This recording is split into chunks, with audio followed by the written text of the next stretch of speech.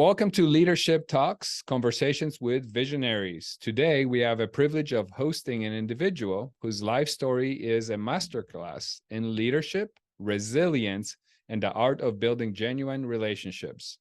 Bruce Cardenas, a name synonymous with unwavering commitment and entrepreneurial brilliance, has charted a journey that seamlessly blends military discipline, law enforcement valor, and business acumen. From the disciplined corridors of United States Marine Corps, and by the way, thank you, to the dynamic world of Quest Nutrition, Bruce's narrative is a testament to the power of passion, perseverance, and an unyielding desire to make a difference.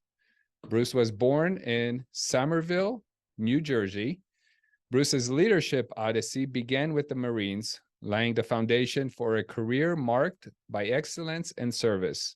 His tenure with LAPD showcased his dedication to public safety and his innate ability to lead and inspire, but it was his entrepreneurial spirit evident in his ventures in executive protection and chauffeured services that set the stage for his transformative role at Quest Nutrition. Imagine a protein bar company not just as a business, but as a movement with a mission to touch lives and foster community. This was Bruce's vision for Quest Nutrition. And under his strategic leadership, the company soared unprecedented heights, becoming a global name in sports nutrition. But beyond the numbers and accolades, Bruce's journey with Quest was about connecting and building relationships that matter. Bruce, welcome to Leadership Talks. It's an honor to have you with us. Thank you very much. That was a great introduction. I need to have you go everywhere I go with that intro. I can write Thanks. it for you. Yeah. So real quick, let's unless you want to add anything to that. No, that was great. I mean, we can cover a lot of chapters with that. Yeah. Well, my first question is Quest's rapid growth and leadership. I mean, we just briefly before we started, we talked, you guys were number 2 on Inc. 5000, huge growth. Quest Nutrition experienced that exponential growth under your leadership, becoming one of the fastest growing sports nutrition companies globally. Can you share some pivotal leadership decisions and strategies that propelled Quest to its top position? Yeah, I think, interesting. When a company grows that fast, it's important to remain grounded. A lot of times companies have such rapid growth, they take the eye off the ball, or they don't remember what their initial mission statement was. And ours was really to change lives, to bring nutritional value with a product that tasted good and also was good for you. And as you grow, I mean, obviously people has other interests, but we stuck with our core mission, which was providing that great product for people and watching the transformations happen. And that was just one of the, contributing factors to the growth. But we would start getting people write blogs. This was before social media. Facebook just started, but there was people writing blogs and they say, hey, I lost 30 pounds over the last 4 months by eating your bars. People with diabetes would write us, say, it's a bar I can eat without spiking my insulin. People that had celiac disease were using us because, it's gluten-free. And so all of a sudden this movement started. And it was important because as we did get big, people started having other ideas where we should go in the company, but we stuck with basic principle of getting people product, getting samples, get them to try it and purchase it. And that's how you get lifetime customers.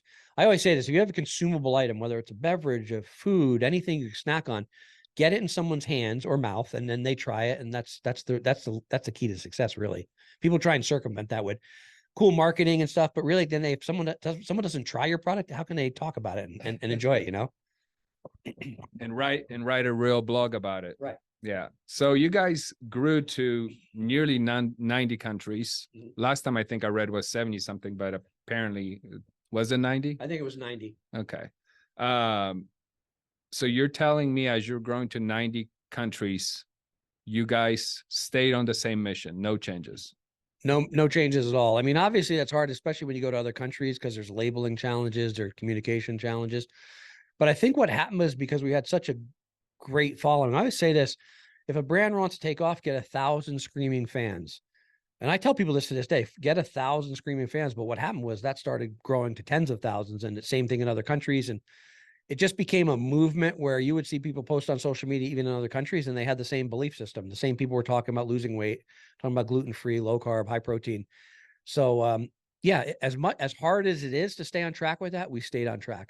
We didn't waver. You know, sometimes people will say, hey, you can make more money if you use cheaper ingredients, right? Or stuff like that. But we always bought the most expensive protein, the most expensive ingredients. That's one thing Ron prided himself on, the original founder, was we want the best of everything.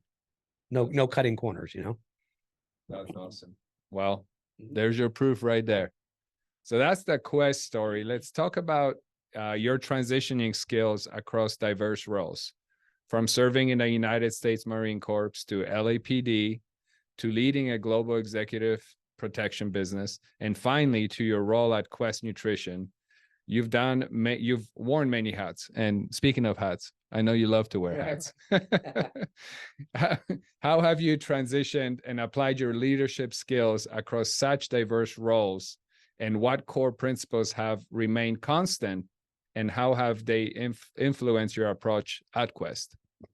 I think one thing I call myself a servant leader. And I think in all those roles, whether I was serving as a Marine, LAPD, or even as a, executive protection and with Quest, I am a service oriented person. That's just my calling in life.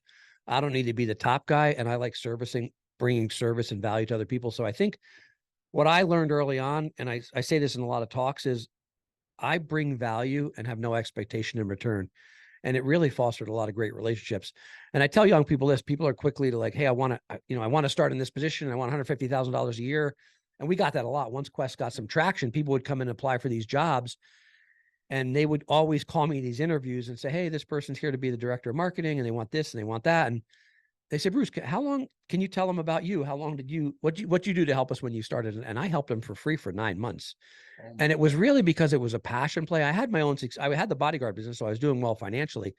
But when I met them, it just became a passion. It really became my why, because I saw what we were doing and how it was changing people's lives. So I always tell people, listen, it's great you want to start at this much money, you want this title, and you want this business, but sometimes it's okay to go into a company and just bring value first. Maybe you won't start at the top, but you hear the story about people starting in the mailroom and next thing you know, the CEO, but it's not always that way. But so that was one of my pivotal things. I always like to bring value. And as far as relationship capital goes, and I learned this throughout all the things I've done, I've always made more deposits than withdrawals. I said, I don't think there's anyone that could ever say they know me that yeah, sure, we all call in favors now and then, right? But when I call in a favor, it's usually calling someone I've already done 10 things for the other way. So those are two things that were instrumental, I think, in my growth and my success in maintaining those great relationships, authentic relationships, and bringing value. And I always like to not only meet your expectations, but exceed them. And a lot of people are okay just getting by. Like, hey, you said to move those 5 boxes. Well, there's 6 more. You could have. Well, yeah, but you didn't say that. Instead of people don't take the initiative. And I always, early days of Quest, there were so many things that needed to be done. It was like a blank slate, like a blank canvas. And there were so many things that needed to get done. And we were so small staff that I took on many roles and, built out the ambassador program and built all these relationships and went to charity golf tournaments. I did all the things that no one else wanted to do. And I became, I hate to say it, but like price in value, that I was like doing everything.